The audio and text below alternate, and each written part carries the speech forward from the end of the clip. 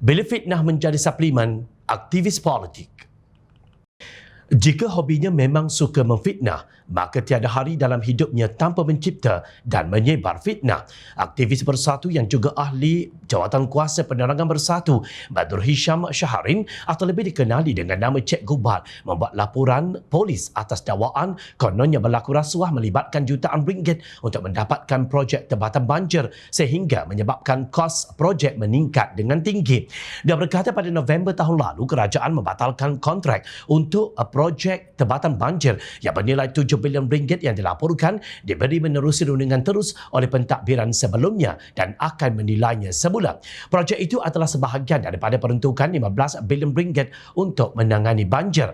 Badrul mendakwa walaupun penilaian semula dikatakan untuk mengurangkan kos, peruntukan untuk projek tempatan banjir telah meningkat kepada 16 bilion ringgit. Kos naik kerana beliau kena bayar rasuah, dakwanya ketika sidang media di Ibu Pejabat Polis Daerah IPD Dan Wangi.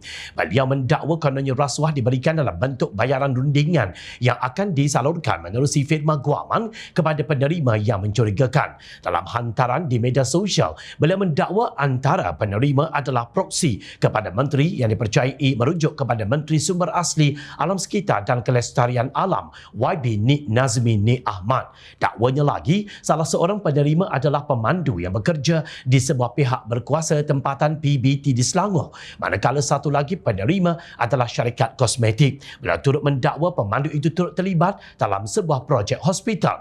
Sementara itu, satu lagi dokumen yang dipetik Badrul adalah kononnya surat daripada Nik Nazmi kepada Datuk Seri Anwar Ibrahim yang bocor pada April lalu. Beliau mendakwa kononnya surat itu menunjukkan Nik Nazmi meminta Anwar meneruskan tender menerusi rundingan terus. Bagaimanapun, semakan mendapati tajuk surat itu sendiri menunjukkan ia berkaitan cadangan untuk satu tender terbuka bagi projek tempatan banjir dan pejabat Nik Nazmi telah pun membuat laporan polis berkenaan kebocoran surat berkenaan sebelum ini.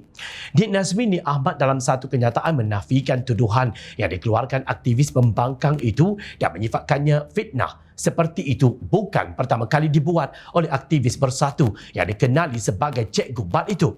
Malah beliau pernah kalah saman kerana terbukti melakukan fitnah. Tuduhan Cik Gubat tidak berasas dan menunjukkan beliau tidak memahami proses perolehan dan peruntukan belanjawan kerajaan.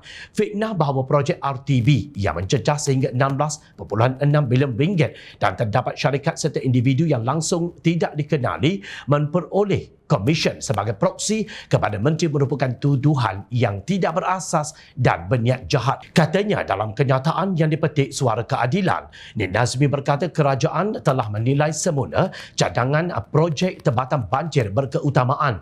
Tujuannya adalah untuk memberi keutamaan kepada kawasan kritikal. Jelas beliau siling peruntukan pembangunan keseluruhan 33 projek RTB yang telah ditetapkan oleh Kementerian Keuangan itu berjumlah 11.8 bilion ringgit dan bukannya 16.6 bilion ringgit seperti yang didakwa Cik Gubat. Hampir kesemua projek RTB kerajaan pada tahun ini masih melalui proses tender dan untuk tahun ini 19 projek telah dikeluarkan surat setuju terima SST. Belum ada perbelanjaan yang telah diperuntukkan untuk perbelanjaan pembangunan, ujarnya. Selain itu, jelas Nik Nazmi projek RTB melalui proses perolehan yang telus melibatkan tata kelola Kementerian Keuangan serta mesyuarat lembaga perolehan yang mana beliau tidak terlibat. Saya menafikan sekeras-kerasnya fitnah jahat ini dan akan mengambil tindakan undang-undang sivil terhadap beliau dalam masa terdekat, katanya.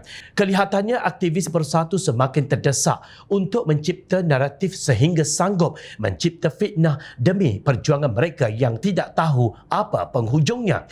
Namun siapa yang gentar dengan dakwaan dangkal sebegini? Jika benar ada berlaku rasuah, kita biarkan SPRM memainkan peranan mereka untuk membuat siasatan. Siapa dalang dan siapa yang melakukannya heret ke muka pengadilan, tidak kira menteri atau sesiapa sahaja.